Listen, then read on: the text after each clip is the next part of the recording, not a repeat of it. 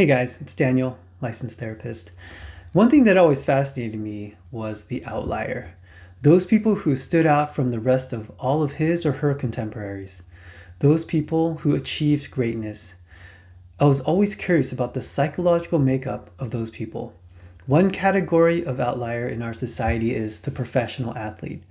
I think most people can relate to having fun by shooting a ball through a hoop or kicking a ball into a goal, but I don't think that there are many people who enjoy punching people in the face. And of those people, there are even less who like getting punched in the face. So the psychology of those in combat sports has always been intriguing. George St-Pierre is one of the greatest fighters in the history of the world. If he is not on your Mount Rushmore of greatest fighters, then you don't know fighting. He was known for his explosiveness, his wrestling, his karate-style striking, and very ironically, for hating fighting. After he retired, he would always talk about how he was terrified of fighting and it was something that he hated to do. Fascinating for someone who fought for a living. I remember him saying in one interview how he liked the lifestyle and financial benefits of fighting. I don't know about you, but a fighter that hates fighting doesn't make sense. So we are here to answer one question. How did he do it? How was he able to perform at such a high level at something he hated so much? Well, that's why I'm here. To help answer the puzzling psychological questions for you guys so that you can learn and benefit from what the pros do. In order to delve into the psyche of GSP, let's look at a recent interview he had. In this interview, he tells us about one of his psychological tricks that helped him in his career. Let's break it down and see what he is talking about. I revisit something we were talking about just right off air, and it has to do with this concept of being the best, right? So you said, I was obsessed with being the best. Obsessed, right? And I come to think of, what's the female fighter? Rose Namajunas? How do you say her? Namajunas, yeah. There's this clip of her, even Rogan talked about it, about she's in the ring saying, I'm the best. I'm the best. I'm the best. Have you seen her do this? Yes. She says this, I'm the best. I'm the best. You said there wasn't a lot that separated the guy who was number 2 and you were number 1. Physically. Yeah. Right? There's not a lot that separates the elite athletes physically. How much does being mentally prepared, everything you were talking about earlier, what separates the GOAT, the greatest of all time, from all-stars? I believe it's a lot of factor, but the reason if I think Rose Namajunas was saying, I'm the best, I think it's called James Lange theory. And I'm going to explain to you. We know that your mind can dictate your body what to do. If I'm thirsty, I'm saying to myself, I'm thirsty, grab the bottle and drink water. But the opposite is true too. My actions can change the vision that I have of myself. And I use that before every single of my fights. Because before every fight, I'm terrified. I'm extremely uncomfortable. I'm scared. So, James Lange theory, I have to be honest with you guys, I never heard of it. Not in my many years of schooling, not in any of my many trainings, and not in my practice. So, I had to look it up. And what did I find? Well, this theory was from the early 1800s. That was roughly around the time the study of psychology started. So we're talking about a very old theory. Look, guys, they say therapy is an art more than a science. That is because at the beginning we developed psych theory in a couple ways. One was doing experiments on rats, monkeys, and even humans. And the other way was basically bros sitting around guessing how the mind works. So a lot of the early theories were pretty off. Most famously, Freud's psychosexual stages of development. It was pretty wacky and nobody today really sees it as credible. So James Lange theory really doesn't describe what GSP is doing.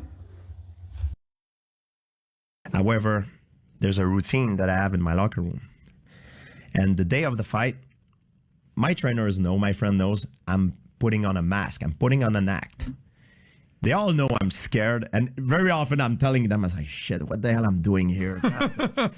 and they're laughing because it's the same thing all the time, the same movie that plays all the time, but I'm playing a role. So they ask me, even though before every fight, normally I don't have a good night of sleep because I'm too scared. I'm running scenarios in my mind, and they always ask me how fresh you feel today. I'm always like, I feel great, man. I'm ready to kick ass. It's gonna be a good day. And I'm playing that role of a kind of a superhero who's not afraid, who's excited to find out how he's gonna win the whole day until until it's time to take my walk to the octagon. And I have a routine. So what is fascinating is GSP is so scared. But why? At the height of his title run, he was the baddest dude on the planet. I understand nervousness, but scared to this extent? All of the pieces do not fit, and as a therapist, one of my many hats is detective. And I need to have the pieces fit in order to fully understand a person. But I believe the missing piece that completes this puzzle is the fact that GSP was bullied and beat up as a kid. So basically in him is a scared kid who never wins fights and is expecting to lose. This is very real in his mind, even though it's probably not conscious. So we see a monster of a man who is undoubtedly going to run through this other human being, but George sees himself as a young kid who never wins a fight. Perception is everything. Let's see what GSP does to address this problem. Thing that I do when the UFC guys come and come to get me before I walk, he goes, St-Pierre, he kicked the door, he goes, St-Pierre, you up next, are you ready? I'm like, yes. 1 minute, sir.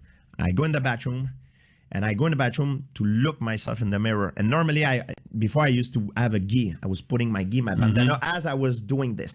But I'm telling myself all the reasons why I think I will win the fight. Even if it's not true, because I don't know what the other guys does.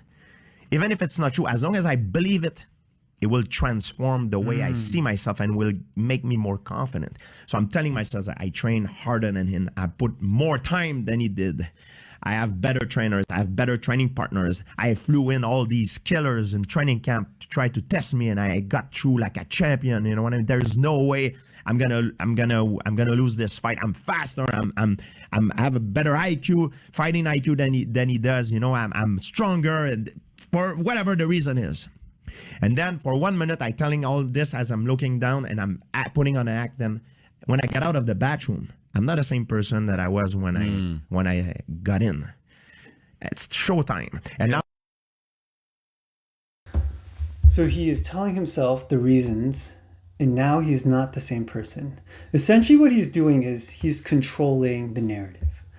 We are all telling ourselves a story of who we are in life. It helps us to understand the world. However, narratives are a particular perspective and can be changed. He's essentially using the evidence to shift the narrative of him being the wimpy kid who always gets beat up to him being the best fighter in the world. He walked into that bathroom a loser and walked out a champion. Examining and redefining the narrative is something I do a lot with my clients. But you notice what he said about what he told himself? Even if it wasn't true, he still did his best to believe it. But if you pay attention to the reasons that support the champion narrative, they were all true.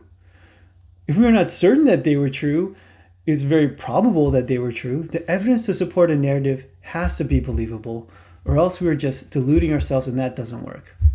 There is no amount of positive self-talk to make me believe that I'm going to be the UFC champion of the world.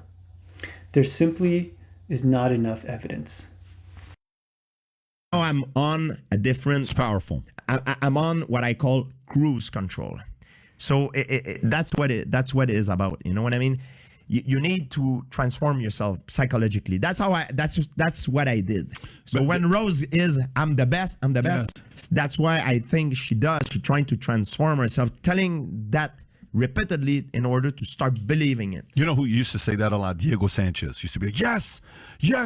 I don't know if you remember Diego. He was fun to watch, man. There was something unique about watching that guy. He had a good streak at one point. And you know why? Because in fighting, and I think in everything in life, when you want to achieve something that is difficult, you need to go all in.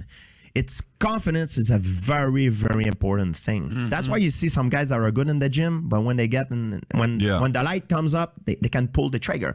Confidence, for me, if I can make an analogy, is like, let's say you have someone who have all the skills in the world, but no confidence. It's like someone who has for example, a lot of money in his bank account, but no way to access his bank account.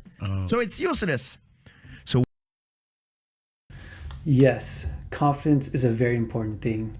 It may be even more important than skill and talent. That is how powerful the mind is. So, where does confidence come from? I tackle this all the time in sessions. It comes from the narrative. Who are you in the story of life? If you don't have confidence, you need to examine what is the story of your life and what are you telling yourself? Because if I were a betting man, I would bet the house that you are undercutting yourself and not seeing yourself for the amazing person you are. You are the champion, not the wimpy guy. You just don't see it yet. Hope you were entertained and learned something. If you have anything you want analyzed or reacted to, let me know in the comment section down there. Thank you for watching. Goodbye.